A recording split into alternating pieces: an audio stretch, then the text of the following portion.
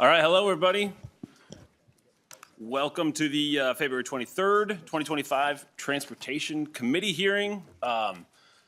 First, before we get started, we have safety rules. So for the safety, security, and comfort of all attendees, please note the following guidelines. I, the committee chair, maintain control of these proceedings and establish the following expectations. Signs and placards are not permitted in the hearing room. Verbal outbursts, shouting, or disruptive behavior will not be tolerated. Applause or other audible demonstrations are not allowed, especially from co-chair Kosnick.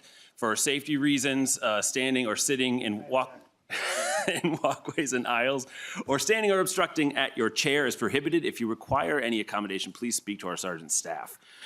Troopers and house security personnel are present to ensure everyone's safety. Those providing testimony will be given specific time limits which must be strictly observed. If you receive an entrance ticket, please retain it as it may be required for re-entry if you leave the hearing room. So failure to comply with these guidelines may result in the removal from the hearing room. Our goal is to conduct these proceedings efficiently while ensuring everyone has the opportunity to observe and participate appropriately. So that was longer than I expected it to be on here, but we'll work on it. We'll get it figured out. So. Thanks, Kegel. All right, so welcome everybody to, again, the February 23rd, 2025 Transportation, Finance, and Policy Committee hearing. I am honored, just introductions first, honored to be here as co-chair this year. It's been, I want to say thanks to co-chair Kegel for all of her work last year on transportation. So thank you for all the things that you did. Thank you, co-chair Kosnick, for working together on moving forward with things. So I'm excited about where we can go this year. And also want to introduce Tenzin Sayang, who is back with transportation. He was the CLA for Chair Hornstein at one time. So really excited to have Tenzin back here in transportation world. So we're going to have a few hearing days that have themes to them and work on that way. And so we're going to be talking about transportation and traffic and pedestrian safety here today. But before we get into that, we have the minutes of the last meeting for approval. Co-chair Kosnick. Chair Tapke, I move the minutes for February 18th, 2026 as presented. Thank you very much. Chair Kosnick moves approval of the minutes for February 18th, 2026. All those in favor? Aye. Anyone opposed? The minutes are approved. All right, so first we're going to go to a presentation on pedestrian safety, and I'm honored to have Joe Harrington here with Our Streets to talk through and set up what we are looking at as pedestrian and transportation safety here in the state of Minnesota. So you can come take a seat. And if you could please introduce yourselves for the record.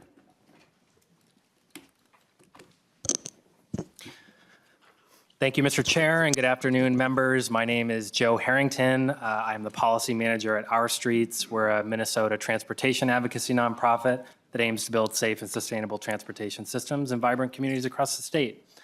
Joined here by Michael Wojcik. I'll let Michael introduce himself as well. Hi, my name is Michael Wojcik. I am the Executive Director of the Bicycle Alliance of Minnesota and a member of the Advisory Council on Traffic Safety. We are looking out for citizen safety all throughout the state of Minnesota. All right, thank you all again for having us this afternoon, and let's dig into a really important conversation to frame today's really important traffic safety conversation. We're going to dig in with some case studies, some stories, and some data trends really focused on Minnesota's most vulnerable road users, those who walk, roll, bike, and take public transit. But first, let's dig into some national trends to really answer this broader question: why are so many pedestrians dying across the U.S.? On this slide, and in your packets, the darker line is what I'll be referencing here. You'll see data from 1994 to 2023 that shows the total U.S. traffic fatalities per 100,000 people. During this time period, you'll notice a couple of high-level trends. So from 1994, you'll see kind of on the far end that the number has kind of decreased since that time, and that's really, between 1994 and 2009, deaths fell by nearly 25% during that period. That's around 1,500 people, lives saved every year. That's kids making it home from school. That's people making it home from jobs. That's families not being torn apart by preventable tragedies. However, you'll notice around the middle of the graph there, starting in around 2010, those gains have really been reversed. That trend's changed a lot, with pedestrian and bicycle deaths growing by over 75% from 2010 to 2022.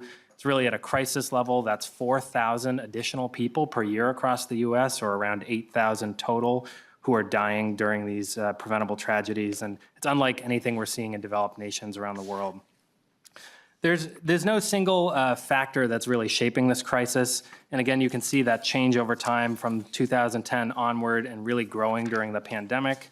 Part of the problem is driver behavior and distractions. So you'll notice in around 2009, that's when smartphones became more common. And during that same period, touchscreens and other technology made their way into cars, so distracted driving has become more of an issue. Another factor, there's more larger cars on the road, and those larger cars have a higher risk for pedestrians if they're struck in the head or chest. But really at the core of this is a deeper crisis of intentional engineering and design decisions that create a system to move a lot of cars quickly rather than to keep all transportation users safe. So starting in the 60s, engineers at DOTs around the country, like at MnDOT, redesigned our cities, our towns, and our main streets under the assumption that everyone would drive everywhere they go.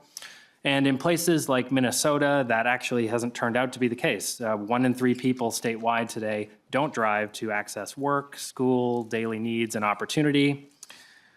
What we're left with are pictures that look like this. So on the left, you'll see Tennessee, and on the right, that is Olson Memorial Highway in Minneapolis. Very similar photos of really unsafe roads, and what's left really is pedestrians rolling the dice as they move around their community with life or death consequences. Unsafe design is really at the core of those flaws. The pandemic made this inherently risky transportation system even more clear, and that problem can't be ignored. When traffic volumes dropped worldwide and we saw fatalities in many countries drop as well, the US actually saw the opposite. So less people on the road meant more people dying. And really what remained was a system that's designed for speed. So the drivers who were left on the road responded accordingly, driving faster and more recklessly because the system was designed to allow them to. And deadly consequences erased decades of important safety progress. Important to note in this conversation, like other health epidemics, these impacts are disproportionately high in low-income communities, as you can see across the US on the screen now, as well as in communities of color, and in particular in tribal communities, despite underreporting in those areas. So how does Minnesota compare to these broader US trends? Unfortunately, we're not immune to these broader trends in pedestrian and traffic safety. And as you can see from accidents across our state, this really is a crisis that touches every corner of Minnesota, from big cities to small towns, regardless of geography, size, race, class, or political party.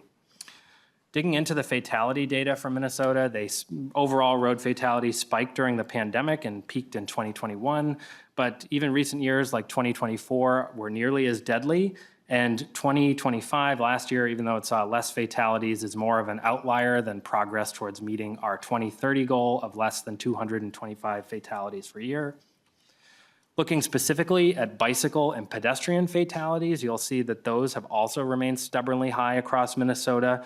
Again, that's people going to and from work, that's kids going to and from school or recreation in the community, and that resulted in 2024, 61 fatalities across bikes and pedestrians. That's only continued to grow.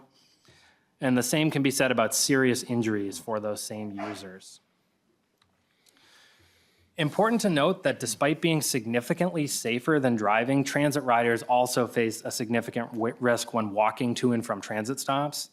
Nationally, the death rate per mile is over 60 times higher in a car compared to on a bus, and 20 times higher than on a train. So transit is significantly safer. Yet in Minnesota, 40% of fatal and injury pedestrian crashes happen within 500 feet of a transit stop. Before I hand it off to Michael, I'd love to frame a couple of quick case studies that show, when the rubber hits the road, MnDOT doesn't always put safety first. One local example is our work along Olson Memorial Highway, where 6 years of community organizing, advocacy, unanimous city resolutions, and other efforts have not really led to meaningful changes on one of Minneapolis's most dangerous roads. MnDOT left some interim safety fixes in place that really kept dangerous conditions for community members, including confusing intersections where most of those fatalities occur, as well as high speeds and inadequate bike ped infrastructure. The conversation today on the community-based safety bill is incredibly important for those reasons.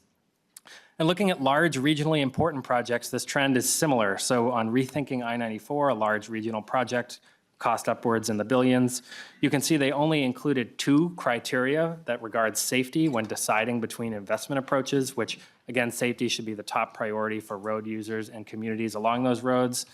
And they include 14 criteria that address how quickly a lot of cars can move through the corridor at different times of the day and different speeds. So incredibly important. At this point, I'd love to turn it over to Michael to talk a little bit more about the human costs of this crisis. All right, did anyone get up early this weekend and watch the USA-Canada men's hockey finals? All right, you might have noticed after the game, they carried around a jersey on the ice of somebody named Johnny Gaudreau, who was a beloved hockey player who lost his life when he and his brother were killed by a drunk driver bicycling in New Jersey. The numbers are one thing, but every one of these numbers that you see, there's a name and a story behind it. There's a family that didn't get to have dinner together that night. Next slide. This is not just a Minneapolis-St. Paul problem. This is an enormous problem statewide. While transit can be a challenge in the Twin Cities and in parts of greater Minnesota, if you don't drive, it can be an absolute crisis. In Moorhead, there was an unfortunate fatality at an intersection that neighbors had been complaining were unsafe for a long period of time. In St. Paul, there's been a rash of traffic violence and folks that have died biking and walking within the city recently. Eden Prairie, a 2-year-old was nearly killed at an unsafe intersection, and in Becker, a 10-year-old was killed recently at an unsafe intersection as well. But I am here to also share some positive news with you.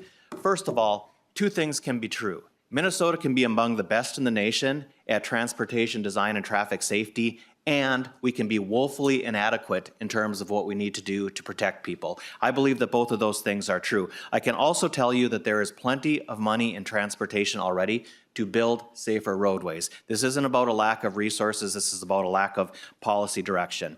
Bad design is a problem throughout the state, and it contributes to a number of lives lost. To express some of the frustrations, in Rochester, in an area that the city had designated for high-density transit-oriented development, the Department of Transportation is bringing together a project that is designed for a high-speed highway. It's incredibly frustrating to see that happen. In St. Peter, their main street is far too fast because it's US Highway 14. In Duluth, the intersection at 26th Avenue was acknowledged by local designers that it is not safe for pedestrians and cyclists, but are moving forward with the design anyways. Even in tiny Cook County, UT 87, a township road, and that is the road that in fact there's somebody is sitting on right there. That is a road that they were forced to raise the speed limit up to 30 miles per hour, which is grossly unsafe for that area, but they were following the rules that are on the book. Brooklyn Center, Highway 252 has a number of concerns for areas surrounding that. Next slide.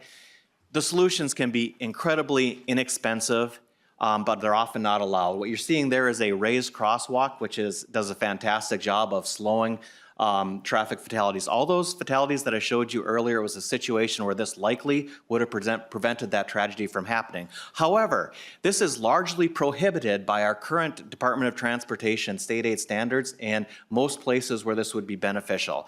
The key thing here is we need to do better with our programming. The Bike Helsinki thing that you see right there, we are going to put together an opportunity for people to go learn from Helsinki. They're one of many, Finland is one of many countries around the world that is much safer than the United States. In fact, a city, similar climate and similar geography as Minnesota, basically went an entire year without a traffic fatality. That is something that can happen here. These deaths on roadways are a policy decision. And finally, it wouldn't be a presentation to the Transportation Committee if we didn't talk about e-bikes and e-motos, and I want to assure you that we're working with partners throughout the state and looking forward to bringing some legislation forward with hopefully bipartisan support that will clearly articulate what is a dangerous e-moto and separate it from an e-bike. And I know that's been something that you're hearing a lot from your constituents. We want to work with all interested parties to ensure that we are meeting the needs of citizens of the state of Minnesota. Thank you for the time. Thank you again. We're happy to answer any questions. And again, this is a pedestrian and bicycle safety crisis. It's a road safety crisis, and it's really a public health epidemic that needs statewide solutions. Thank you, Mr. Chair and members. Thank you very much. Appreciate it. Just remember that I didn't turn my microphone off. I'm going to have to remember how this works here. Representative Olson. Thank you, Mr. Chair. I'd like to preface this by saying that any death on our highway systems, any death on our road systems is a tragedy and we can do something about it. But my question is, if I'm looking at this graph correctly, I see that the pedestrian and bike share of U.S. traffic fatalities from 1994 to 2023, if we're looking at the last 25 years, we're seeing an increase of about 5% of the share. It goes from 2000s at 15%, 2025, 2026 is at 20 to 21%, so 5% increase. Now, I did a quick little Google search, and it says that that biking and walking has increased dramatically in participation over the last 25 years. I saw a statistic that said from 2016 until today, biking and participation in biking has increased by 14%. Now, if that's the case, and this truly is a crisis and an epidemic, wouldn't we see a similar trajectory of maybe a 14% increase in fatalities if the share of biking and pedestrian participation actually is this crisis that we're talking about? Can you explain that to me? Because there seems to be at least a 9% gap in this argument that you're making. Mr. Harrington. Thank you, Mr. Chair, and thank you, member. A couple of kind of key things to point out here, and I appreciate you raising there is a significant increase in demand for those who bike and walk around our communities. That's for a number of reasons. It's recreation, it's access to jobs, it's access to school. And that slide where we're talking about the change over time, that's actually just the share of total fatalities. So, road safety experts wouldn't necessarily expect 14% more to correlate directly with 14% more crashes, which is kind of similar with driving. It doesn't necessarily kind of always answer those questions because the crashes around bike and pedestrian fatalities mostly happen in specific places, and I can't speak to that statistic on where those people are biking and walking, the 14% increase. But what I will say in Minnesota, from last year to this year, we have seen, in particular for bikes, almost a doubling in the number of fatalities. That data is preliminary at this point, not really released by DPS yet, but Advisory Council on Traffic Safety does have that number. And about 75% of those happen at intersections. So those are areas where people are crossing traffic in like a crosswalk or otherwise. So I can't speak to the specifics of that, but going from about 1 in 5 or 6 fatalities to 1 out of every 4 really shows a disproportionate growth for those folks that we're not necessarily seeing for drivers as well. I appreciate the question. And I might just follow up. Nope, you're good. Mr. Wojcik, yep. Yeah, okay. Thank you, Mr. Chair. I would add that the numbers are far too high, irrespective of the growth. And it's important to remember at the same time, a number of developed countries around the world have brought these numbers down close to zero, while we have not. So this is clearly a case where there are better solutions out there and we are choosing not to implement them. Representative Jones. Thank you, Mr. Chair, and thank you both for being here and starting this conversation. It's really important. I think we're all here because we want to have a better, safer, more thriving Minnesota, and keeping people safe on our roads is a key part of that. As you were kind of talking about solutions, I think this is really where I'm getting excited, is like starting this conversation about what new things can we be thinking about? Where can we be looking throughout the country, throughout the world for innovative solutions? And I love that you point out here the raised crosswalks. So I have a question about that, which I'll get to in a second. But one thing I do want to highlight, we should talk about at some point are near side intersection signals. This is a strategy in other countries that is used to make sure that pedestrians are kept safer. It keeps vehicles from rolling into a crosswalk, and just overall it better manages the flow of everything in that intersection. And as you said, intersections are the most dangerous area. So getting back to my question though, you said that the state aid standards put up barriers to us being able to have the raised crosswalks. Can you say more to that? Mr. Wojcik. Thank you, Mr. Chair. Thank you, member. Absolutely. And fundamentally, the state aid standards are still built around the concept that you want to move as many vehicles as fast as you can. And when you're trying to slow down traffic to save lives, you're not doing that. So oftentimes, if you're doing this on a state aid roadway, they're not going to allow you to do it on most roadways. In fact, when I was on the city council in Rochester, we were threatened with a lawsuit from MnDOT for having tabletops on one of our roadways. You can go through a very long and cumbersome process to try and get a variance, but the fact is that It is easy to do an unsafe design, and you are punished, if not forbidden, from doing the safe design in many cases, including tabletop crossings. Thank you. Representative Anderson. Thank you, Mr. Chair. Have you taken a look at autonomous vehicles and where they are and what that, I've got to believe that they're better at not looking at their cell phones, than us humans. So, thank you. Yeah, Mr. Wojcik. Thank you for that question. Yes, we have never found an autonomous car that has drove drunk, so that is a positive. And the other thing about autonomous vehicles is today they are as the least safe that they will ever be. That technology will continue to improve. As an advocacy and safety organization, we have a number of concerns, but we are excited about the technology. But we don't expect entirely autonomous vehicles in the near future. And but I think it's one of many solutions that are exciting for us to talk about. Representative Anderson. Thank you. Just about, it would be interesting for your organization to do that and to look at areas where, and I don't know if there are any in this country yet, but areas where there's heavy autonomous, and to see if that has had an effect on pedestrian safety. So just my 2 cents. Thanks. Yeah, I bet we're going to have a time to talk about that, is my guess. Co-Chair Koznick. Thank you, and thanks for the presentation. I think road design is an important topic for this committee to talk about. And I've seen more in my district and talked to different people. We have maybe it was a badly constructed roundabout, but generally roundabouts, everybody says there are more accidents, but less people die. But people, when they're getting having to replace their quarter panels and get their insurance rates increased, they're not really happy about roundabouts.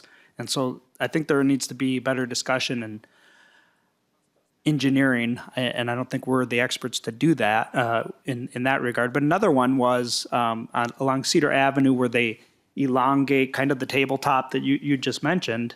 There's a crosswalk, but they extended the median so that the crosswalk is not raised, but the median jets out about another 4 feet, and it's had a very tragic and sad death result of it. Had a good friend of mine, a little bit older driver, was trying to go north, and because the median extended farther than previously when they reconstructed it, he got confused, and I've driven it myself and have almost gotten confused on a number of times. Even now that unfortunately there has been a death there, I pay more attention. But rather than going all the way around to the proper lane to head north, because the median came out, he headed north on the southbound lane, had a head-on crash, and died. And so sometimes I think we outsmart ourselves trying to do all this new design work in that. And there's other instances that I get frustrated with, and I think I've heard from the public, whether it's roundabouts, these bump outs and things like that, that I think we're overthinking sometimes. And so I have a lot of caution when we start looking at new designs, and especially I think it's important that when road designs are built, that we do try to figure out how we get people as quickly to where they want to go, when they want to go in their vehicles. Thank you very much, Co-Chair Koznick. All right, I appreciate you guys being here. Thank you very much for setting the table on traffic safety and the work, at least that I would like to do here, is making sure that we are having a transportation system as much as possible that works for everyone that needs to get from point A to point B as safely and as efficiently as possible. So thank you very much for that. Appreciate it. Next, we're going to move on to House File 3429. Representative Kraft.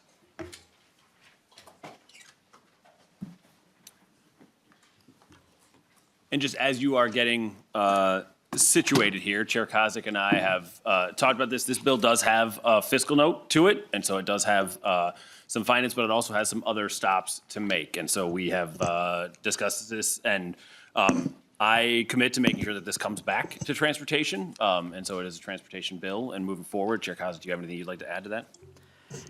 Yeah, there was a different bill that was similar to this that Representative Kraft worked on, and I think the intent was real good. But we let a bill go out of the committee without knowing how the cost was going to be paid.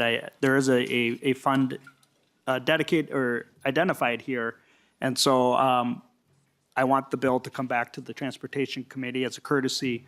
We're going to let it go to the next committee stop to have further discussion on, I think it's public safety. Is that going to be the motion the chair would like, or the author would Judiciary. like? Judiciary. So I just want to recognize that this will not be a standalone bill. I want to, it's using transportation dollars, and even though we are letting the other committee discuss it and review it and have more input, and I think there's some work on our side that you're working with one of our committee members to continue to refine the bill. I'm not comfortable with the cost associated with this, with the state budget where it's at. We don't have the targets, and the new budget will be released later this week. But I want to be able to look at the totality of what the committee's doing and spending before we commit to any specific bill being funded or sent directly to the floor unless there's agreement on something. Yep, couldn't agree more. Thank you, Chair Kosnick. All right, Representative Kraft, would you like to move your bill? Thank you, Mr. Chair. And Mr. Chair, I'd like to move House File 3429 to be referred to the Judiciary Committee. Thank you very much. And you have an author's amendment? I do. I'd like to move the A2. That's what it is. Representative Kraft moves the A2 amendment. Which is, the A2 will get the bill in the shape that I would like it, and briefly, it expands the offenses to which an intelligent speed assist would be required. There's some technical changes. It clarifies some expectations around rulemaking and adds a liability section to make it clear that auto manufacturers or retailers aren't liable for issues caused by the ISA devices. Thank you very much. Any questions on the A2 amendment? Seeing none, all those in favor? Aye. Anyone opposed? The amendment passes. Representative Kraft. Thank you, Mr. Chair, committee members. This bill is about saving lives and reducing serious injuries. And it comes from the very simple premise that too much speed causes too much death on our roads. About 30% of the deaths on our roads are primarily caused by speed. We've averaged 116 speed-related deaths per year for the past 3 years. From a risk perspective, roughly for every 10 miles per hour increase in speed, the risk of dying in a crash doubles. So, for example, going from 60 to 80 miles per hour increases the risk of dying in a crash by 4 times. From a pedestrian perspective, we heard some of this. At 23 miles per hour, if you're hit by a car, there's a 10% risk of death. If the car is going 42 miles per hour, it's 50%. If the car is going 58 miles per hour, it's 90%. Now, look, while most drivers occasionally exceed the speed limit, research has shown that a small group of high-risk repeat offenders are the greatest danger. A New York study showed that drivers with 10 tickets contributed to deadly crashes at a rate almost 3 times the general population. As the number of tickets climbed, that risk rose to 5 to 20x the general population. So this pattern of a few repeat offenders causing a disproportionate amount of death and injury is very similar to DWIs. And in fact, it was last year, while working on the ignition interlock bill that we heard here, after the tragedy in my community at Park Tavern, it was then that I learned about intelligent speed assist devices, or ISA. They can provide a somewhat similar function for these super speeders that ignition interlock devices do for repeat DWI offenders. At a very high level, the bill requires those that drive egregiously fast or habitually speed to have an ISA device installed in their car for a period of time, and that period of time increases with the number of offenses they commit. I have some testifiers. I'd like to have them come, and then I'll come back and talk about more about the bill specifics. Thank you very much, Representative Kraft. First up, we have on Zoom, Pam Mason from Families for Safe Streets. If you could introduce yourself to the committee.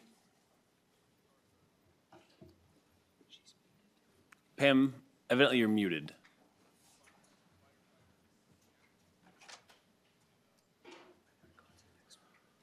All right, we'll come back to you, Pam. We've got Sarah Rizzer, also from Families for Safe Streets on Zoom. Sarah?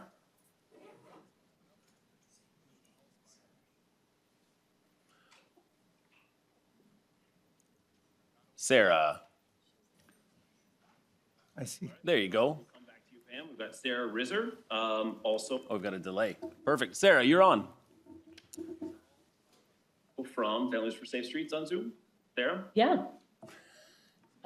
Thank you very much. My name is Sarah Risser. I'm a member of Families for Safe Streets and mother to Henry Zietlow, a beautiful boy who needlessly lost his life in a preventable crash where speed was a factor. Henry was a bright young man who grew up in St. Paul. He joined the junior team at the Minnesota Boat Club on Raspberry Island, eventually becoming captain. He played violin with the Minnesota Youth Symphony and in a string quartet with Artaria. During his senior year, he qualified for a national science competition with his work studying mussels in the Mississippi River. Henry was silly and fun and loved to debate why St. Paul was superior to Minneapolis. Words can't capture the extent to which Henry was loved, how much potential he had, and how much I miss him every single day. Henry was killed in a preventable crash shortly after his 18th birthday. Sudden out-of-order losses are particularly traumatic, but nearly all victims of road traffic experience a secondary trauma when they learn that the at-fault driver won't be held accountable in a meaningful way. Of course, this varies from case to case, but so many survivors find it hard to accept that this magnitude of violence is often accepted and brushed off as little more than an unfortunate accident. Even if justice had been served and the driver held accountable, it wouldn't take away my life sentence of debilitating grief or bring Henry back. Henry would still have sacrificed his life and all he had to give. So I advocate for intelligent speed assist technology because it helps us keep our eyes on the prize, preventing harm before it happens, rather than addressing harm after it's been caused and can't be reversed. And this would benefit so many: the police, first responders, the at-fault driver, and most especially potential road traffic victims and their families. Intelligent speed assist is a no-nonsense effective solution. Please support House File 3429. Thank you. Sarah, thank you so much for being with us and sharing your story. Deepest apologies on the death of your son, and I just really appreciate you being here and talking with us about it today. So I don't know if there's a weird delay on the Zoom here today, but I just appreciate you being here. So let's go back and try Pam again on Zoom.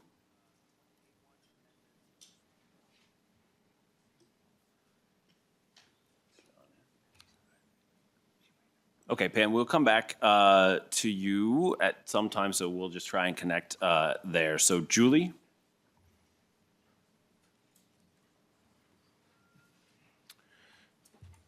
Thank you for being here. Please introduce yourself to the committee and provide your testimony.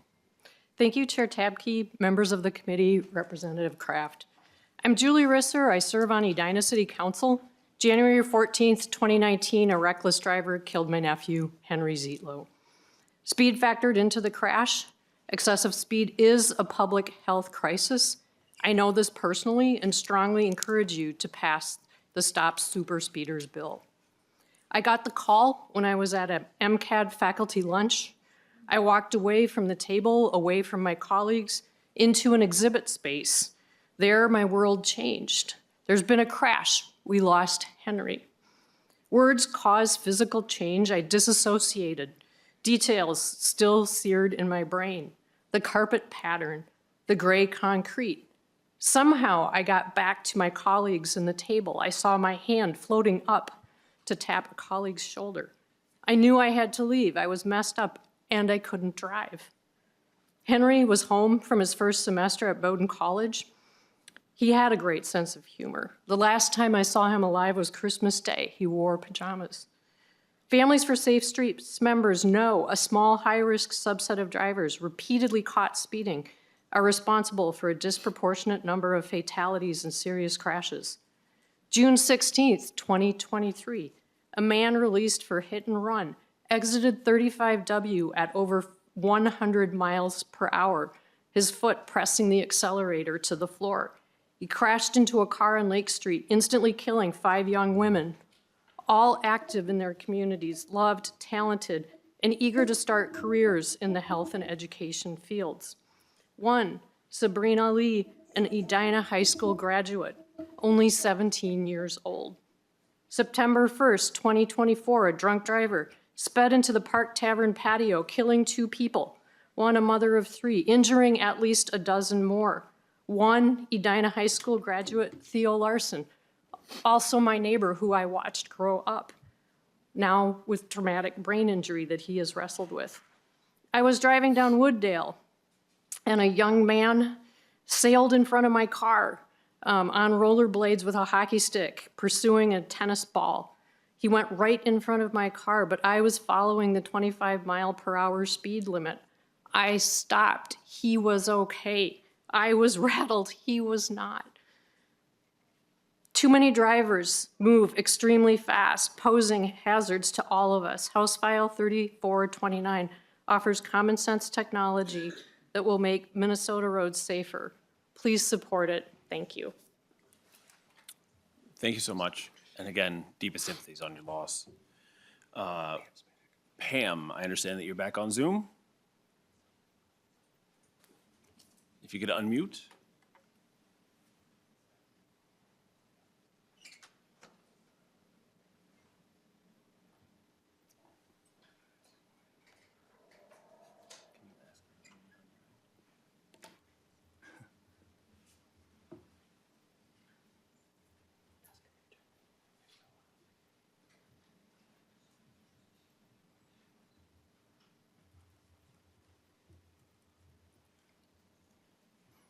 Pam or Nicole, can you unmute and speak?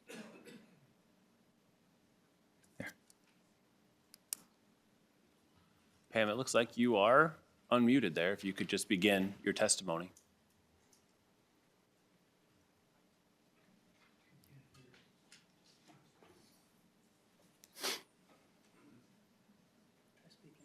Good afternoon, everyone.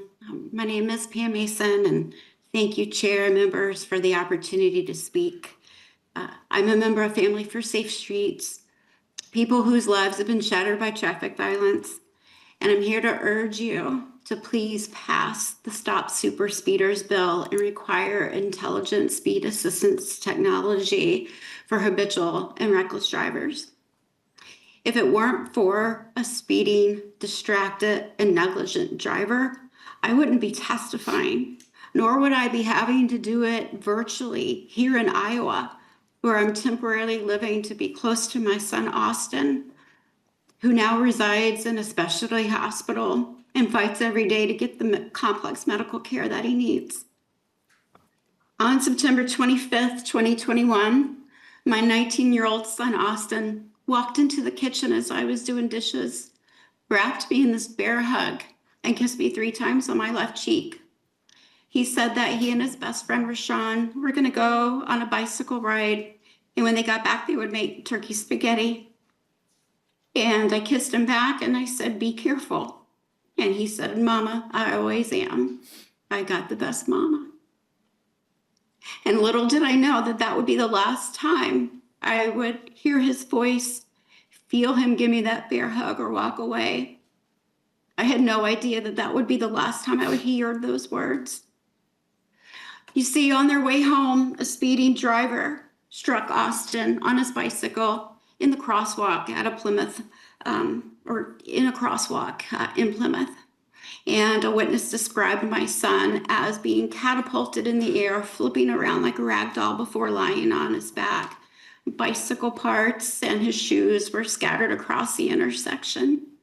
The driver didn't even stop. The cameras weren't on, and the driver was never found.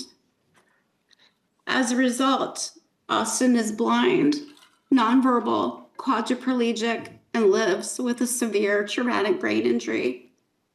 He once dreamed of becoming a certified personal trainer. He finally found his passion, and all he wanted to do was help people be happy and live healthier lives.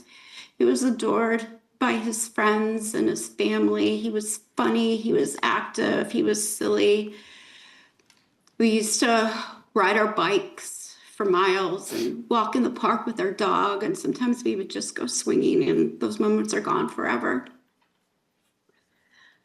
Every traffic violence statistic represents a fatality or someone who suffered a lifelong injury like my son.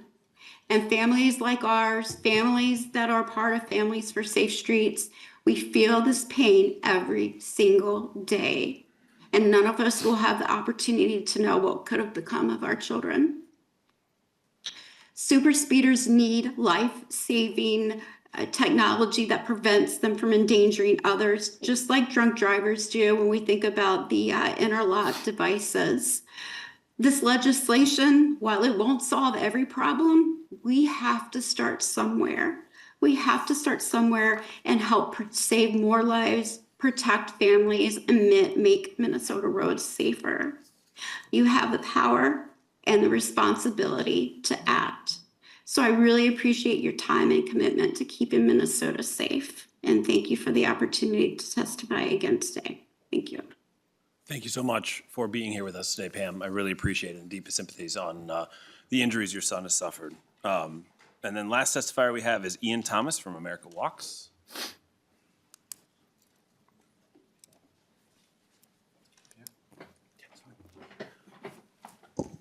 Please introduce yourself for the committee and begin your testimony. Yes, good afternoon, committee members. Thanks for the opportunity to speak. My name's Ian Thomas. I'm a resident of St. Louis Park, and I work with America Walks, which is a national education and advocacy organization focused on creating great, safe, walkable communities. So there are approximately 40,000 people killed on America's road system every year, and about 7,000 of those are pedestrians. And this is almost the worst statistic, the worst record of any country in the world per head of population. And speed is the most important factor in all of those fatalities. It's the most important factor in both the number and the severity of the crashes. And it really is a failure of public policy that we have this situation. It's a failure of public policy that we design roads that don't just allow people to drive at excessive speeds, but literally encourage high speeds. And it's also a failure of public policy that we allow vehicles to be sold to members of the community to drive on these roads that can go at dangerously excessive speeds. As we've heard, there is a seriously disproportionate impact on these fatality statistics of a small group of so-called super speeders, people who have, you might argue, a mental illness that results in their driving at excessive speeds, putting people in great danger. Intelligent speed assistance is a reliable and well-tested and flexible technology that can be used in a number of different ways. It can be used as a passive signal to the driver that they're exceeding the speed limit, or it can be used in an active mode where it literally limits the acceleration of the vehicle and maintains the vehicle at the speed limit. This bill, HF 3429, would target the super speeders by providing judges with a really valuable tool to prevent people with this tendency to drive at excessive speeds with a really robust method to make sure that they physically can't do that. Since something like 75% of convicted speeders who have their licenses revoked go on to drive again with a revoked license, that is not a successful option, and the requiring the installation of the intelligent speed assistance device would effectively stop the dangerous behavior. Thank you very much. Appreciate it. Representative Kraft, do you have anything to add before we go to questions? Yeah, if I could. Thank you all the testifiers. Briefly on the bill, key things to, there is a one-pager here that you should look at, but key things to point out. Section 3 creates the offenses where an IISA device will be required to drive. It's 30 miles per hour over a posted speed limit or 100 miles per hour unless the posted speed limit is 35 miles per hour or less, in which case it's 20 over that. It's if you go 20 over in a work zone or a school zone. Section 4 shows the length of time that the use of an ISA device were required, and it increases by the number of offenses. Section 6 describes the ISA program, including definitions, program provider requirements, a requirement to have a reduced fee program for lower income individuals, very similar to the Ignition Interlock program. Section 7 is the appropriation language. It is in there. We have left it blank. It will come out of the driver and vehicle services operating account. There's no general fund impact. The fiscal note did come out today, and so my intention is to, wherever that winds up, to have that exact number be put into the appropriation language. With that, I can take questions. I also thought it might be good, the Office of Traffic Safety Director, Mike Hansen, is here, and he's got a lot of background in this, so I thought I might ask him to come up and talk a little bit about the technology and some of the potential benefits for it. Yeah, that'd be great. Yeah. President Kraft, good to see you. Good afternoon, Mr. Chair, members. Happy to answer any questions that I can related to the topic at hand. I think this is something that is ripe for discussion. I think it's a step in the right direction. Some of you may have heard some of my comments in the media in the past when we talk about speed. As Representative Kraft alluded to earlier, speed is the one thing that makes every bad decision, every mistake behind the wheel worse. Simply because speed is energy, energy causes damage, damage results in injury and death. As I sit here today, if there was if I had the magic wand, if I could solve one traffic safety challenge for Minnesota, and actually for the country today, it would be speeding. Because, like I said, it makes everything worse. When you combine speeding with impairment, with distraction, and with not putting a seatbelt on, all of those things are absolutely catastrophic. And the technology that we're talking about today is well developed. It's been actually around for many years. If you talk to our folks in the commercial fleet business, many of the semi trucks that you see running down the road in large fleets today have actually been using this type of technology for years. And so I think the time for the discussion and the exploration is really ripe today. And if you could get your name on the record for me, I would appreciate it. I'm sorry, I told myself to do that right away. And I failed Mr. miserably Chair, on my members, first bill being My heard. name is Mike Hansen, and I have the privilege of serving as the Director for the DPS Office of Traffic Safety. Thank you, Director. Any questions for Director Hansen? No? Representative Jones? Oh, hold on to it for just a second then. Chair Koznick. Thanks for bringing this topic forward. It is something very worth us discussing. There's a lot of questions, so hopefully we have time. Just generally, the mechanism, I have questions, and I'm just going to put them out there. Maybe the author, Representative Kraft, can help, or others. The amendment took a lot of what was prescribed originally, so it's taken stuff out of our hands in terms of what the bill does and puts it into rulemaking. So I think that maybe that might be a lot of my answers. But how does this bill going to work in terms of how much does it cost the participant? You get an excessive speeding ticket, you get this option for you. How much will it actually cost? Do we know that? How much? What is the discount for the indigent person section? And then how many people does this actually affect? Why isn't the current law working? We're on line 1.4, I believe, in that section, or excuse me, 1.12. It starts, by driving in excess of 100 miles per hour is revoked for 6 months. That's stricken, and then you're replacing that, if I understand basically what we're doing, right?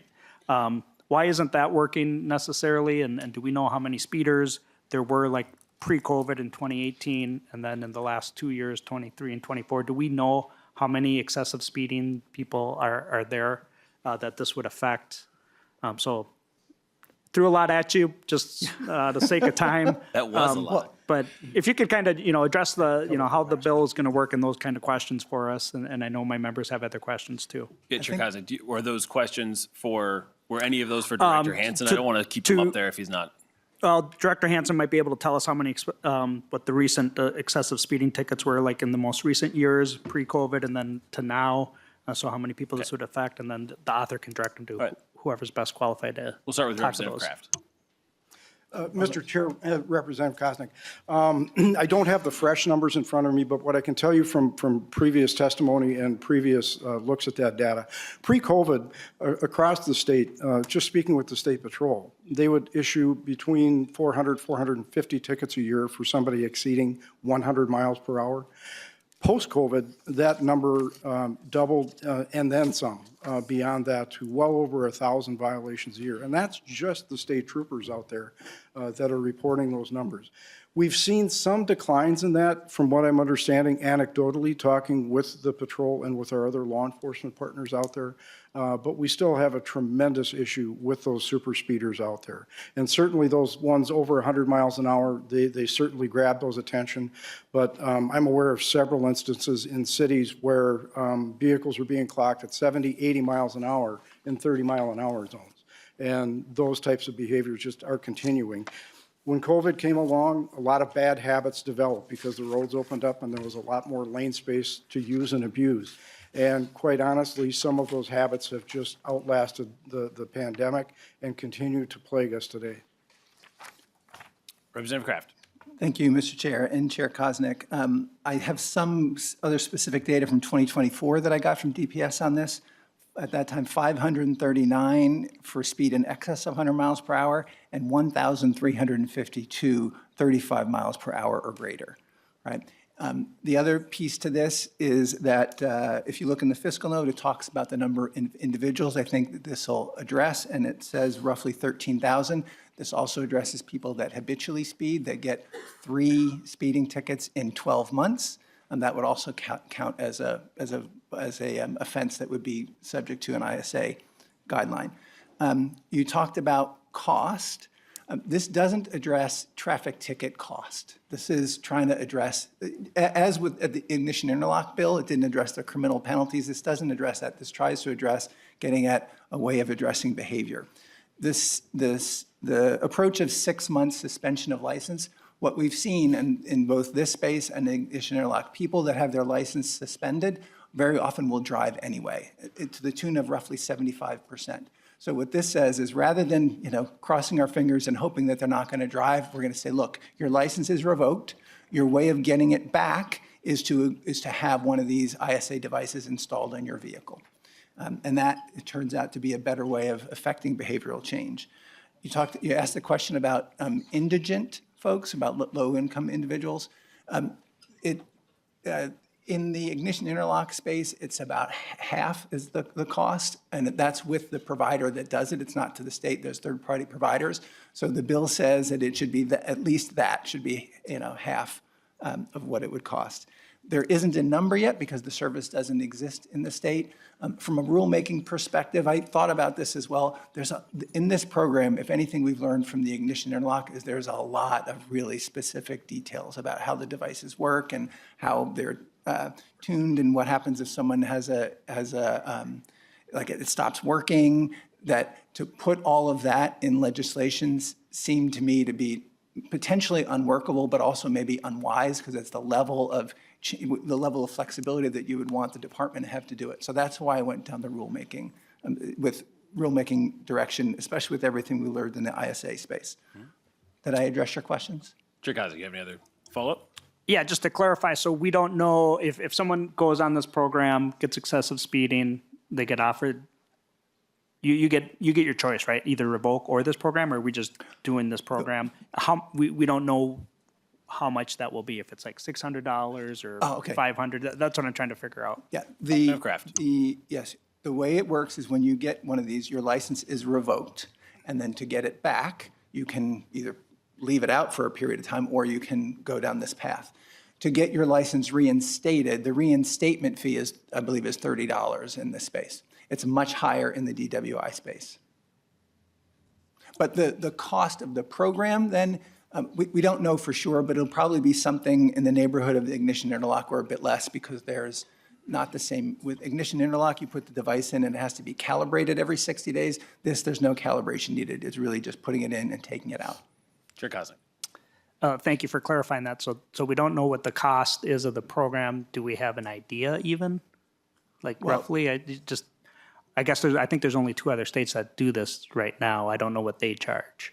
Yeah, I don't know off the Does top of my head somebody what they here know charge, that, but or- ignition interlock tends to charge from $100 to $200 a month for the service. And this, I think, would be in that range, probably trending towards the lower side of that. But that's one thing that in rulemaking that they would work with the providers and make sure that they were charging something that met the work that they were doing. Yeah.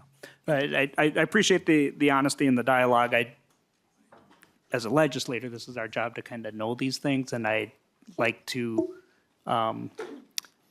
limit the amount of rulemaking that we give to the executive branch, and so that's where I have a lot of concerns. The intent of having excessive speeders slow down, I'm not sure that very many people would argue with that, but in terms of legislating, like we don't know what the program cost, and like I just said, I'm not always comfortable ceding legislative authority to the executive branch through rulemaking. Representative Jones. Thank you, Mr. Chair, and thank you, Representative Kraft, for bringing this forward. Can you say the number again of the percentage of people who drive even though their license has been revoked? Representative Kraft. Yeah, a number of studies have shown it to be about 75%. Representative Jones. Thank you, Mr. Chair, and Representative Kraft. Do we have a sense of why that is? Representative Kraft. Well, I mean, from what I've heard, and a lot of this was on the ignition interlock side and talking with folks that are, close to folks working it, is in the interlock side, one of the problems was that to get on the program required this huge upfront cost of $680 that people didn't have. And so what we did is we changed that last year to say, look, you're still going to have to pay for that, but you don't have to do it to get into the program. So with some folks, it's the upfront cost of getting in. And that seemed to be the barrier. And so my hope is that with the way this program is structured and what we did with Interlock, that it reduces the barriers to people come on. The other thing would be is that there is a monthly cost to get the device installed and to pay for that. And some people may say, I don't want to pay for that. That's why the requirement here to have a program for low-income individuals. The other piece I would point out too is one of the changes we made last year and is in this bill, and this is, I believe, in Section 2, is making it a gross misdemeanor. It used to be just a misdemeanor in the interlock side, making it a gross misdemeanor if someone is supposed to be on the program and then drives a car that's not equipped with the device. So there's more penalty, they can be held more accountable if they do that. Yeah. Can I have one follow-up? Representative Yes, Jones. thank you. I think that's a really thoughtful way of approaching this issue. I would maybe just add that I think the more transportation options that we have in general, then I think that it would make it easier for people to still be able to get around, even if they aren't able to pay. And so like having these options, like if you want to go use this technology, great. But if we have transit, biking, walking, and that's available, then if people need to adjust for their own financial circumstances, and that's a good option too. Yeah, that actually, may I? Yes, Representative Kraft. Thank you, Mr. Chair, Representative Jones. Yeah, you point out a really good reason. Because many people don't have options and maybe don't want to pay or had trouble affording it, that they would make the choice to drive. All right. Representative Olson, did you want to talk? Yes, please, Mr. Chair. Representative Jones? No? I know, I was just Representative- joking. I was just messing with. I'm confused now. That's all right. Representative Olson. Perfect. Thank you, Mr. Chair. Representative Kraft, I think this is a really interesting way of getting at the root cause of the problem. How do we fix the issue of excessive speeding and individuals who are habitually doing this? I really appreciate the concept that we're attempting to hold accountable the people who are actually performing these problems. We're not trying to make cars illegal across the country.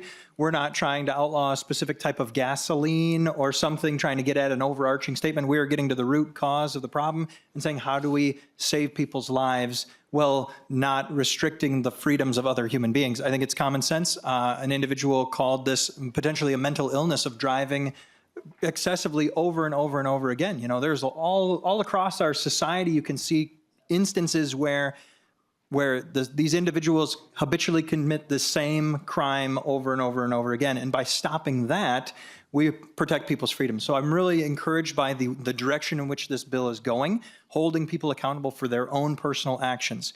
Now, I have some concerns. I have some questions, and I think they can actually be pounded out, and I think we can come up with a really decent product here. But one of the things that kind of came to my mind is, in my family, we have 2 vehicles. Would I be required to get that on both my vehicles or just my primary vehicle? How would that work? Can you explain that, please? Representative Kraft. Thank you, Mr. Chair and Representative Olson. Right now, the way the language works is that you would be required to have it on both vehicles.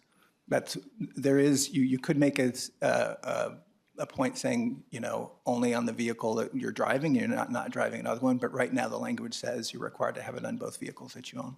Okay. Representative Olson. Thank you, Mr. Chair. I think that like Chair Kosnick said, there's a little bit of rulemaking that I like to tighten up, maybe a little bit of the cost if we can get that worked on.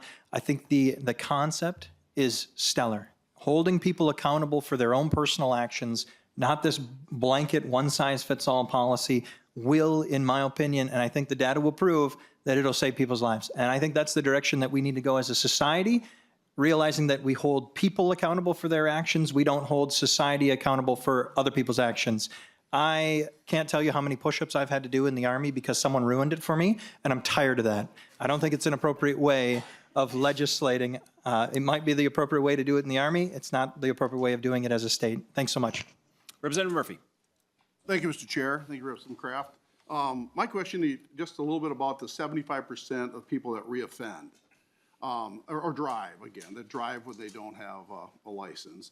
Do you have any statistics that tell us how many of the people reoffend with that same action? I mean, how many people drive fast again? Do we know that number? Representative Kraft. Yeah, thank you, Mr. Chair, Representative Murphy. In this space, I don't have the specific data on this, but there was that New York study that said that people reoffended were much more likely. And certainly in the DWI space, it was really stark that as soon as you did it a second time, like most people, if you get caught once doing it, like, oh, dang, I did it, and learn, and most people don't reoffend. But the person that goes and does the second offense is one that's more likely to keep doing it. And I think that's what we see in this space. And so the bill is structured to, as you have more offenses, to have more time required on ISA. Representative Murphy. Yep, thank you, Mr. Chair. Thank you, Representative Kraft. So if we don't know for sure if we're changing the behavior of that guy that's speeding at over 100, does that mean the penalty worked for them? I mean, if I speed, especially in a certain area, I definitely know the next time that that's something I won't do again. And so if you're telling me they drive, that's one thing, because they maybe have to drive for other reasons like the person with a DUI. But if they're not speeding, then it looks like this could be more of a nanny state to watch the behavior. And so I want to know if our laws are in place to do what they're doing, and if they're working as laws, we don't need to have an extra blanket over the top of them. The laws should do it. And if the laws aren't strong enough, maybe we need to change the law. Maybe we need to make it stiffer too. But this is a way that I think we're able to watch over people, and they may never offend again, but we're still going to watch over them. And I'm a CDL driver for 33 years. I don't like what they did to those big companies. I was an independent. I don't like when they do that. I think I'm in charge of being able to run the way I want to run down the highway, and it doesn't have to be at 10 miles under the speed limit, because that's what they thought was a better idea.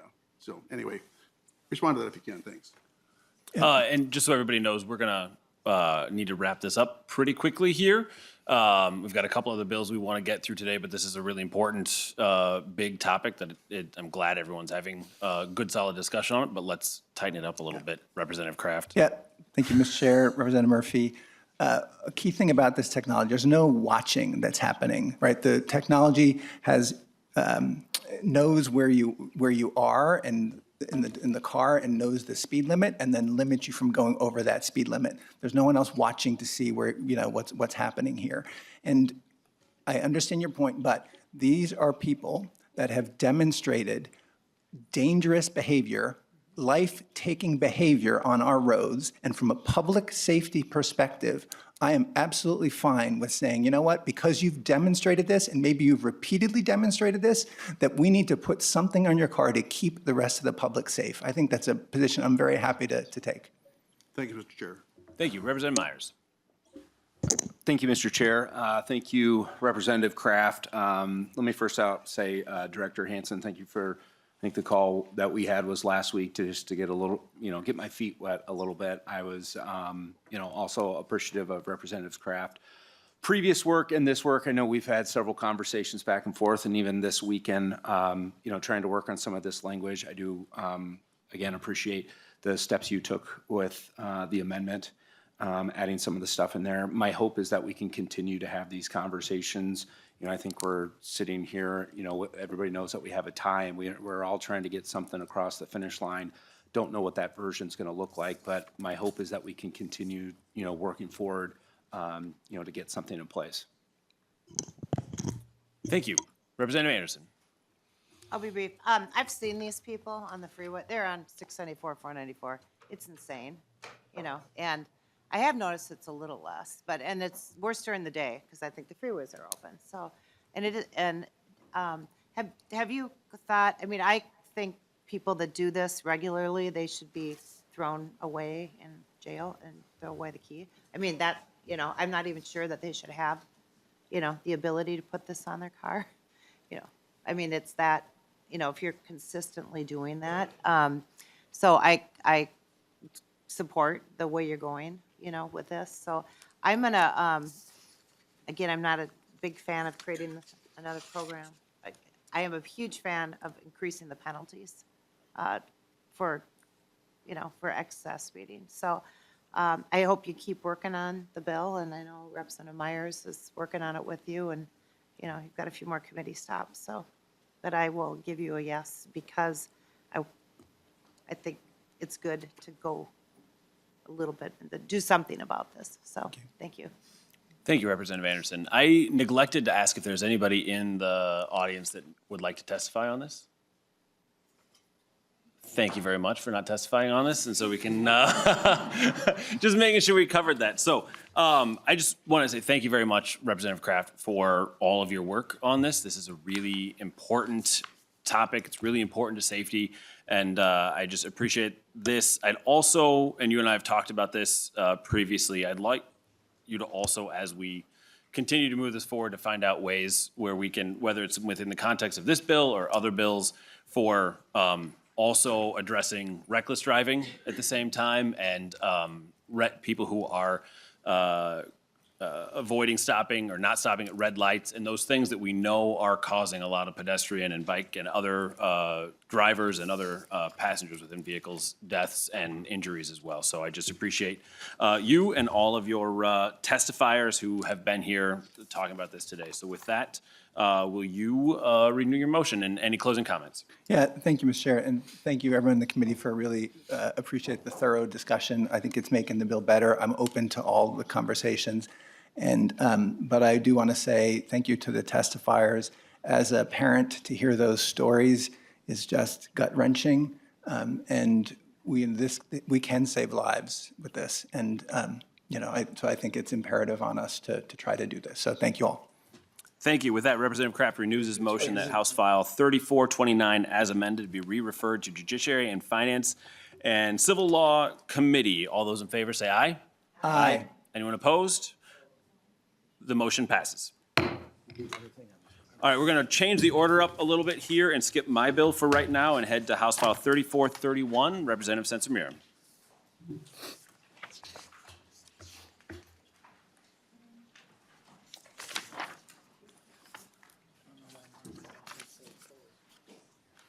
Because it's a really good bill is why. Representative Sencer-Mura.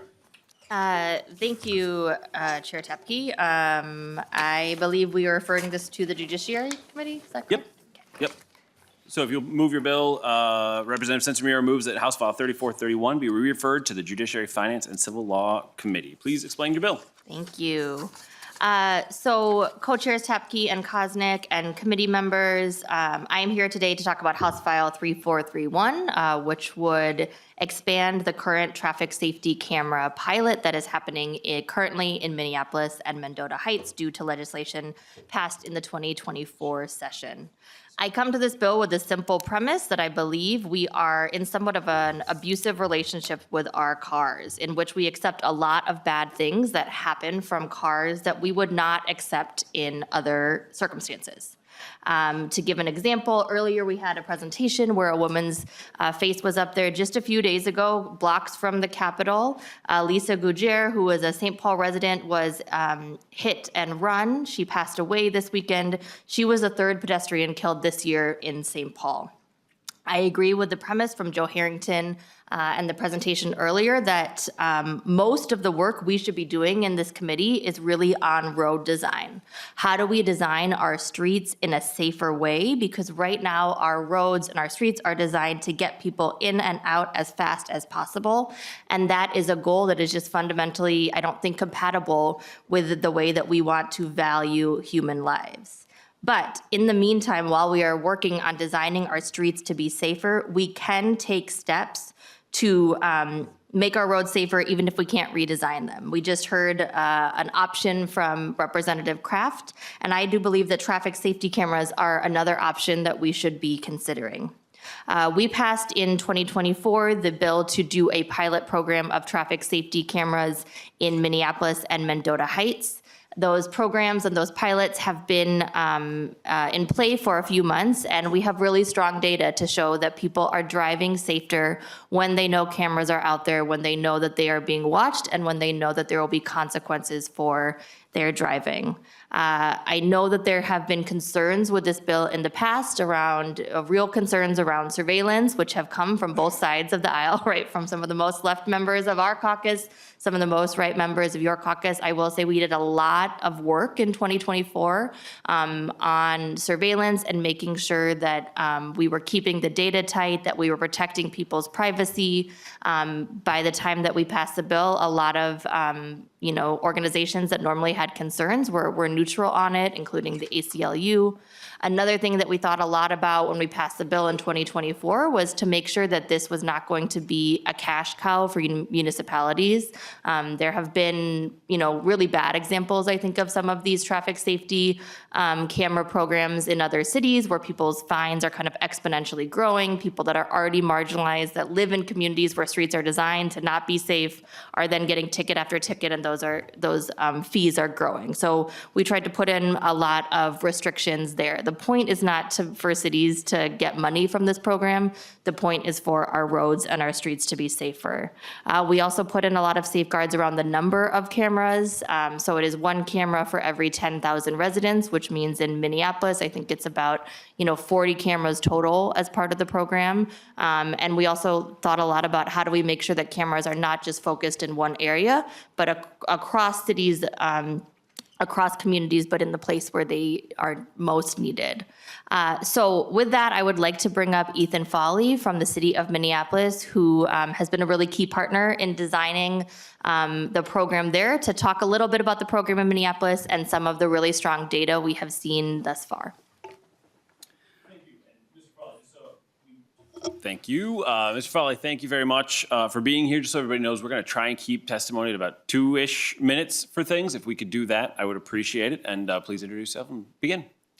Chair and members of the committee, my name is Ethan Foley. I'm the Transportation Planning Manager for the City of Minneapolis. I also am the Project Manager for the city's Traffic Safety Camera Pilot Program. Thank you, Representative Sencer-Mura, for your work on this issue. As was mentioned, we do have a pilot in place in Minneapolis now, and this is addressing the number one safety challenge we have in Minneapolis, which is speeding. Over the last 4 years, now it's 50 people in the last 4 years have been killed in crashes that involve clear speeding just in Minneapolis.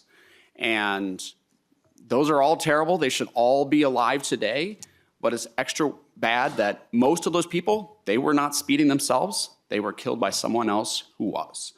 And so far, we launched our pilot in October 1st as one part of our overall work to address these challenges.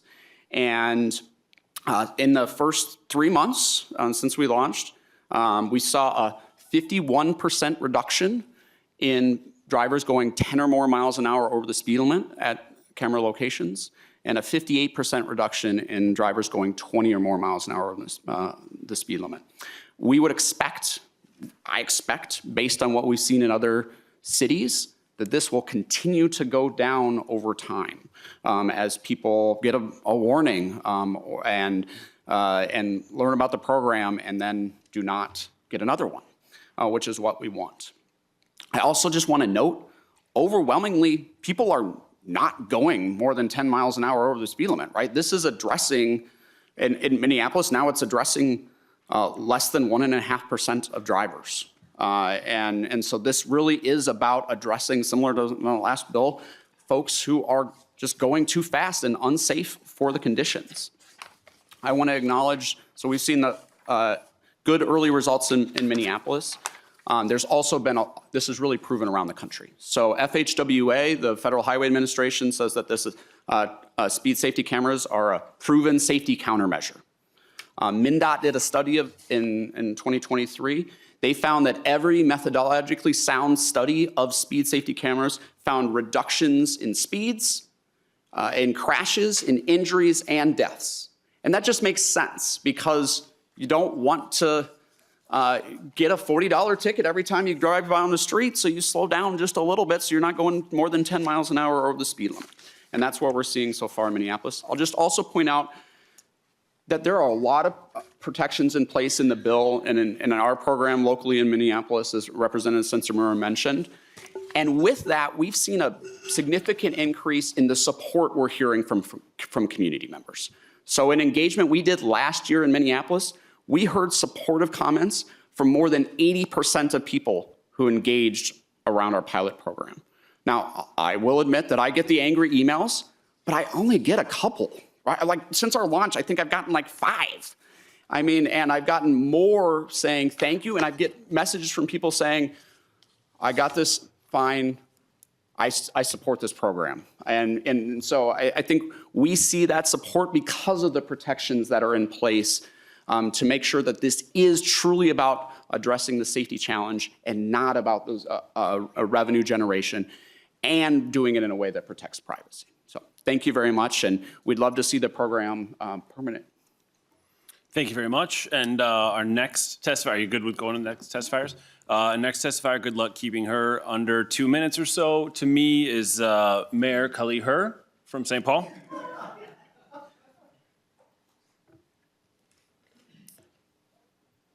We're having Zoom issues today. Mayor Her.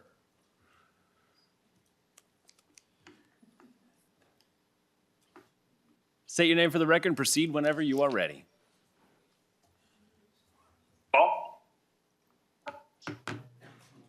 Thank you, Chair. Mr. Chair, member of the committee, it's good to be. Oh, can you hear me? Yes. State your name for the record and proceed whenever you are ready. Can you hear me? Yes. Thank you, Chair. Mr. Chair, member of the committee, it's good to be. Oh, can you hear me? Yes.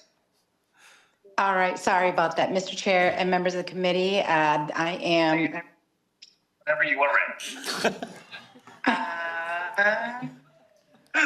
Can you hear me? Yes. Thank you, Chair. Mr. Chair, member of the committee, it's good to be. Can you hear me? Yes. All right, sorry about that, Mr. Chair and members of the committee. I am. Whenever you are ready. Oh my gosh. Can you hear me? Yes. Thank you, Chair. It's good to be. Can you hear me? Yes. All right, sorry. I don't know what's happening. All right, I love you, but we're going to skip you. We'll come back. Ann Finn.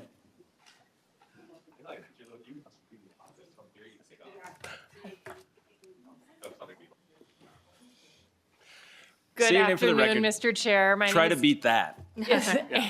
is Ann Finn, and I represent the League of Minnesota Cities, and I'm very sorry to be interrupting our newest member mayor. The League of Minnesota Cities is a statewide association representing 842 of Minnesota's 856 cities, and we are here to support House File 3431 and to thank Representative Sencer-Mura and Representative Kraft for authoring and carrying this bill. We supported the legislation that established the pilot program that you heard about earlier in 2024. The League has long supported the ability for local authority to use technology to enhance public safety and respond to public demands for traffic enforcement. The expansion authorized in this bill is permissive and is supported by cities. I just want to note that I don't see a scenario where the cameras would replace local law enforcement, but the cameras could be used as a valuable tool to deter dangerous driving, as you've been hearing about, and to target areas of communities that would benefit from another layer of safety. So this is simply another tool in the toolbox for our public safety folks and communities, and I want to thank you today for hearing my testimony. Thank you very much. And next we have Abby Bryduck.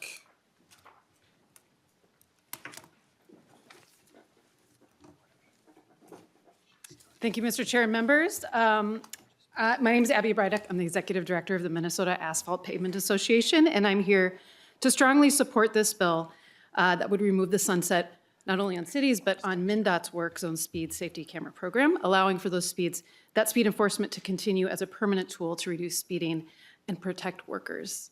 A lot of the testimony you heard was about cities, but this is a very important aspect of this program as well.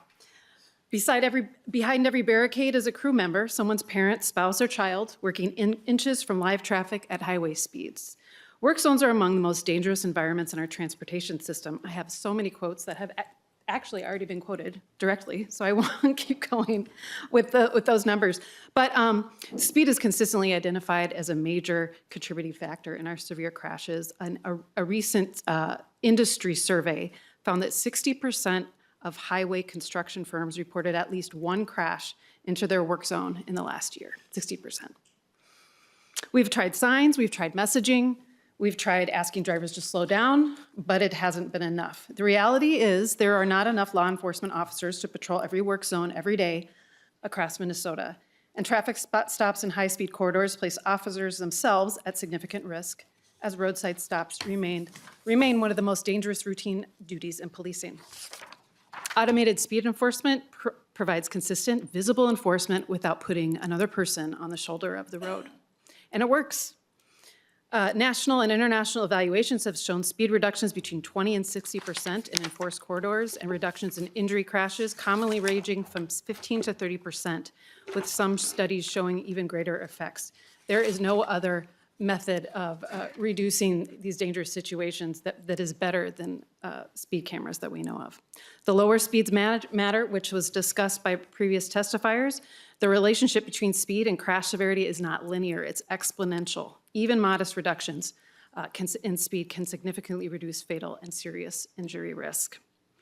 These systems are not about revenue. The fines are modest. First offenses are warnings. They don't go on a standard driving record for non-commercial drivers. This is about behavior correction and not punishment. If we want to retain skilled workers in the road construction industry, if we want young people to enter this workforce, we must show them that their safety matters. Our crews will tell you that speeding has never been worse. If we can reduce speeds, we can reduce severity, and then we can reduce severity, we can save lives. Our workers deserve protection equal to the risk we ask them to take. Thank you very much for this legislation. Thank you, and we're going to try Mayor Herr again.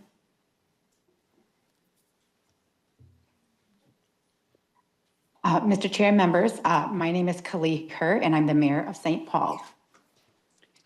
Mr. Chair, members of the committee, it is a great pleasure to be here with you today, and I'm so thankful for the opportunity to participate remotely. I'm looking forward to being back at the Capitol with you all in person soon as well. As I stated, I am the mayor of our capital city, St. Paul, and I'm here in strong support of House File 3431, the bill that takes the speed camera pilot project and makes it statewide. That enabling legislation would make it so my city of St. Paul could also have this authorization. I know today's focus is on traffic safety, and I really appreciate that. There has been an uptick in faster driving all across the country, and that includes St. Paul. This is why it's not a surprise that nearly 20 states have laws that allow speed cameras. St. Paul Police Commander Jeremy Ellison, who oversees our city's Department of Traffic and Pedestrian Safety, has been in support of this for over a decade. He shared with me that what is being proposed in House File 3431 is something that the city should support as a way to improve safety. We saw that in New York City, there was a 60% decrease in speeding when cameras were placed near schools. We will likely see similar results. This will impact traffic crashes, mostly serious injury and fatal, if implemented appropriately and thoughtfully. I know Minneapolis started this in 5 intersections. I would like the chance to work with my police department and our public works to identify our targets. This is about safety. In addition to the safety aspect, I know you are all well aware of how thin our law enforcement entities are stretched across the state. Departments are short-staffed and officers are overworked. Speed cameras would alleviate the number of sworn officers designated to these assignments and allow these resources to be deployed in other areas within police departments.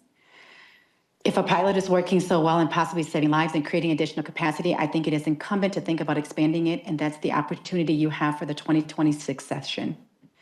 I want to thank Chief Author Representative Sencer-Mura and the cities of Mendota Heights and Minneapolis for leading the way on this. Thank you for the time today. And again, just a reminder that this is about safety. I know there's been concerns about surveillance in the past, but this would do a lot of good for our cities and our state. Thank you so much for the time today. Thank you very much, Mayor Herr. Is there anybody else that would like to testify who is in the audience today? All right, Representative Anderson. Thank you, Mr. Chair. Although I really, really dislike speeding, excessive speeding, I'm guilty of the 5 mile an hour. But I really have a lot of concerns about the surveillance. And I know a lot of us do on both sides of the aisle. This is that. I think the world is changing fast in regards to the autonomous vehicles, and they're probably going to make them so they can't go 100 miles an hour on a road that's built for 70.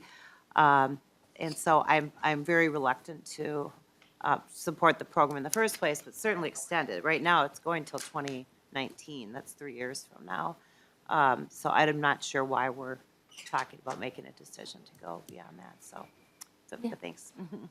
Representative Green. Thank you, Chair. Thank you for bringing this bill forward, Representative Sencer-Mura. I am in, I'm in support of this. I think that the data shows that the effectiveness in Minneapolis. I'm curious if you thought about, if we're extending this to local control, which I think is also a great part of this bill, if there's anything that you would put in about reporting the success or failure of this. I think with a pilot program, there's an incentive to bring the data back. But if that was anything that you would consider as hopefully other cities are able to roll this out. Representative Sencer-Mura. Yes, definitely. And just speak to a little bit to Representative Anderson's comments. I think part of the reason that I am bringing this bill forward is that when we see something is working, right, and we have some initial data, I think it's incumbent on us to think about how we could expand it to other jurisdictions. And I have heard from many cities across our state, including we just heard from our former colleague, Mayor Herr of St. Paul, saying, why can't I try this? Why can't I try this in my city, with some of the restrictions that we have on there? So definitely open to adding language around the reporting. And, I think that let's try it in a variety of jurisdictions, see what's working, what's not. I think it's also important to say that it is about local control. No one is making any city or jurisdiction do this. This is, we're not making it so there will be cameras statewide. It is just giving all cities, all municipalities the option to make their streets safer. Representative Olson. Thank you, Mr. Chair. So what I've found is whenever we have a new thing, we always see an initial compliance or an initial acceptance or, hey, it's a new thing, I got to adjust fire as a result of this new thing. Do we have any long-term data that will support that this is a sustained acceptance or a great accomplishment as a result, a long-term? Yes, thank you for the question, Representative Olson. So, and Ethan Foley might be able to speak a little bit more. I don't know if we have time for it, but I know that when we looked at the previous legislation, there is data from other states that have had these programs for longer that show that it is working. Obviously, in Minnesota, the program has only been around for a few months, so we have a short runway of the data. But I know that when we looked at other states, there's lots of data that shows that over time it does work. Thank you, Mr. Chair. Yeah, so I think it's that, obviously, we don't have a lot of long-term data because this is a new program. I think that's the biggest concern that I have with the concept of it just being implemented August 1st of last year. And then now we're saying we should blow the doors wide open and allow anyone and their grandmother, as long as they can get at least 50% of the city council to accept it, to have it. I think we need a longer look. We need to be measured, we need to be focused, and we need to be responsible in how we outline this and how we release this into the public. So that would be kind of my idea on it. I'm not initially against safety. There's surveillance questions. We had that discussion last year or 2 years ago when we discussed it. I remain similar, but I'd like to see a longer trajectory here. Representative Fogelman.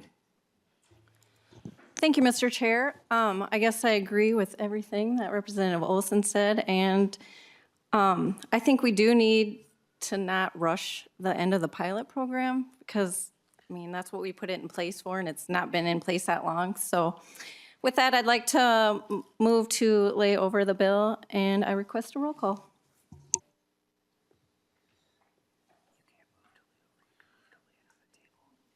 You can move to lay it on the table, but like we're having a vote on this bill was the intent. So I'm not sure what Representative Fogelman, would you like to table this bill? Is that what you're saying? Yes. Okay. Motion and roll call requested to table the bill that does not get discussed. Please call the roll. Chair Tapke. No. Tapke, no. Chair Kosnick. Yes. Kosnick, yes. Vice Chair Ream. No. Ream, no. Vice Chair Myers. Aye. Myers, aye. Representative Anderson. Yes. Anderson, yes. Representative Fogelman. Yes. Fogelman, yes. Representative Green. No. Green, no. Representative Jones. No. Jones, no. Representative Joy. Yes. Joy, yes. Representative Cagle. No. Cagle, no. Representative Kraft. No. Kraft, no. Representative Lugar Nicolai. No. Lugar Nicolai, no. Representative Murphy. Yes. Murphy, yes. Representative Olson. Chirp. Olson, yes. Representative Sencer-Mura. No. Representative Sencer-Mura, no. Representative Scraba. Yes. Scraba, yes. Mr. Chair, the ayes are 8, the nays are 8. The motion does not prevail. Chair Kosnick. Oh, you were on the list. You said you wanted to go last. I think the last vote speaks for itself. Okay, Representative Sencer-Mura, do you have any closing comments? Thank you. I appreciate the discussion. I hope we can keep talking about it. You know, I hear the concerns, but frankly, when something is working and when lives are at stake, I think it is incumbent on us to move with some urgency. And I will say that I've heard from a lot of cities who just want this option. And I think that in the spirit of local control, we should give people as many options as possible to help keep their residents safe while we do the really important work we need to do about designing our streets in a safer way. And just to the comment about, you know, rushing this, want to say that 20 states have passed some kind of traffic safety camera legislation. We are certainly, you know, not the first. We have looked at data about what has worked and what wasn't, and that's how we designed this legislation. So hope that you all will support moving this idea on so we can continue to talk about taking what works and making it statewide. Thank you. Representative Cagle.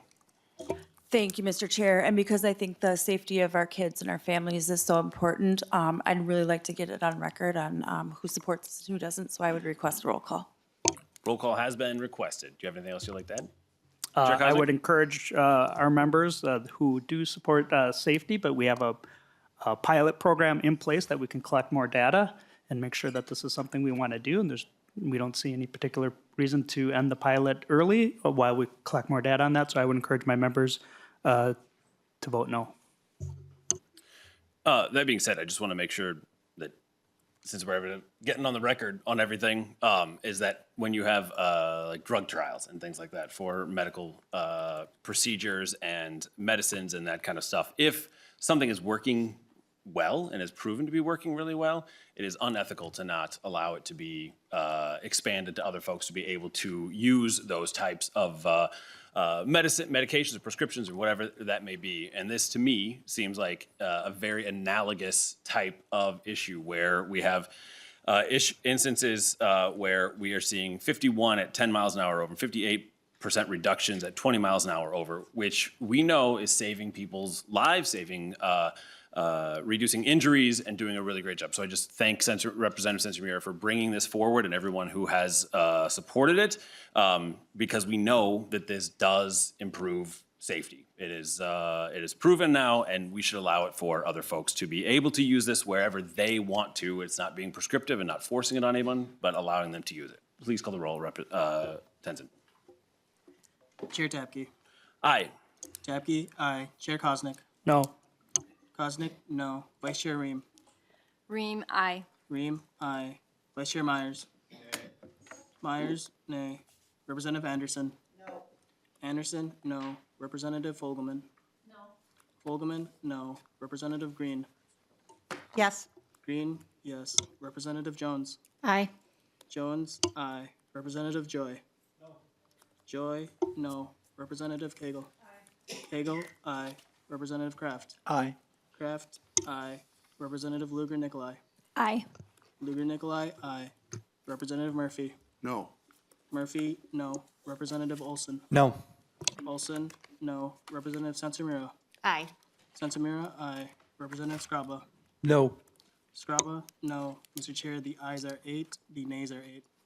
Thank you very much. With that, the motion does not prevail. Thank you very much, Representative Sencer-Mura, for all your work on this, and thanks to everyone who testified. Representative Norris, we are going to give you 3 minutes to go through your extraordinary yellow alert bill. And with that, I will move House File 1597 be re-referred to the Public Safety, Finance, and Policy Committee.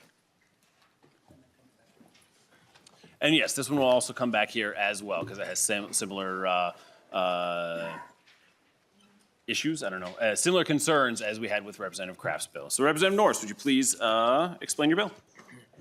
Thank you. Oh, actually, you have an 8-2 authors amendment. Please do that one exactly what I was first. going to say, Chair Tabke. Do you want to take that up first? Yes, please. All right. Chair Tabke, members of the committee, it's great to be back in front of Transportation. The A2 amendment makes some technical changes, updates some dates, and importantly, deletes the appropriation section because good news, the fiscal note came back and it was $0. Thank you. Any discussion on the A2 amendment? Seeing none, all those in favor say aye. Aye. Anyone opposed? The motion prevails. Representative Norris. All right, thank you, Chair Tabke.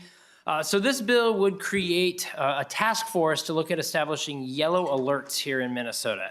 Yellow alerts are a form of public alert system to help law enforcement track down those who commit hit and run incidents that result in serious injury or death.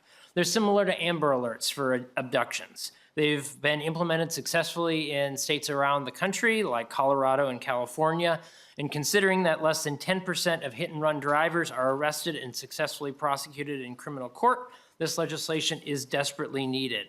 And in the interest of time with that, I will proudly turn it over to my constituent, Alexi Stefani, to share her story. Alexi, please state your name for the record and proceed with your testimony. Thank you. Good afternoon, members of the Transportation Committee. My name is Alexi Stefani, and I'm a hit and run constituent. The implementation of yellow alerts in Minnesota is very important to me and would greatly benefit our community. Oftentimes, we don't realize how important something it is until it happens to us. On the run from law enforcement, a driver ran a neighborhood stop sign and collided with my vehicle's driver's side at approximately 65 miles per hour. My car then hit a concrete streetlight, a stop sign, went through a yard, and eventually hit a house. Although a demolished car remained next to mine, no driver could be identified for prosecution. After reading my no prosecution letter, I knew I wanted to dedicate my life to improving my community. I enrolled in law school, and I will actually graduate this spring. I published in the Star Tribune about the importance of yellow alerts, and I reached out to Representative Norris, who has helped me bring this idea in front of you today. Because of the accident, I missed a month of school and months of college athletics. The fear I had to overcome just to enter a vehicle or attend appointments is something that I can't forget. Giving up my senior season of college soccer because of my head injury is something that my 3-year-old self, who dreamed to play forever, would never have imagined. Returning to campus, I struggled to find my classrooms and to remember my professors' names. All while the driver at fault walked free. There needs to be a change. A yellow alert system is the first step in the right direction and should be implemented in Minnesota. It wasn't the shattered window, the cuts, or the bone bruises that hurt me the most. It was the lack of justice that cut far deeper. My father raised me to understand that life is not about what happens to you, but it is about how you react to those things. Well, Dad, this is my reaction.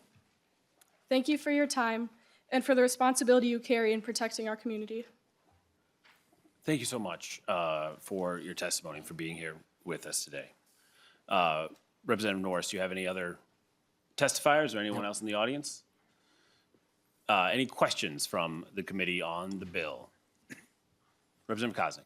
Yeah, thank you, Mr. Chair. And since we're short on time, I appreciate the testimony, and I'm glad that you were able to get that in before the committee's over. We would just like to revisit that there aren't any cost in this, but there are resources being expended. So we'll delve into that a little bit later in terms of the task force and all that kind of thing. I know the other committee is interested in hearing it still. Talked to Chair Novotny today, but so when the bill comes back to transportation, we can spend a little bit more time on that. So thank you. Appreciate that. Any closing comments, Representative Norris? Well, I just want to commend Ms. Stefani. I mean, she came to me not just with the story of what happened to her, but also, importantly, a solution. And it's been a joy to partner with her on that, and I hope that the committee will continue to do its part to make sure that stories like Ms. Stefani's are not repeated here in Minnesota in the future. Thank you very much. And with that, I renew my motion that House File 1591 as amended be re-referred. 1597, thank you. As amended, be re-referred to the Public Safety Finance and Policy Committee. All those in favor, say aye. Aye. Anyone opposed? The motion prevails. Thank you very much. And I have my bill is also on now, and I'd like to get our testimony in from who has been patiently waiting on Zoom. And so I'll just really quickly say that this bill works with Office of Traffic Safety and works to allow cities really fast safety improvements and things. It's based off of an experience that we had in Moorhead this summer. So Nicole, if you'd like to get your testimony on the record now, we'll come back to the bill at a later time. If Zoom will work, that is. Which is a tall order today.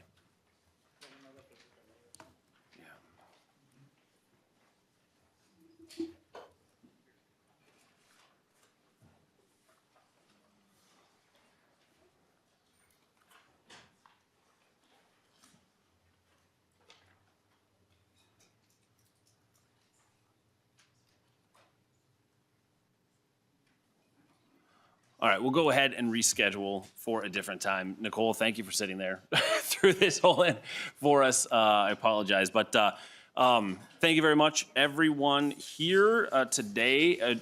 Chair Koznick, do you have any final comments before we adjourn? No, I appreciate your first chairing of this committee. Thank you very much, and appreciate everybody being here. And with that, we are adjourned.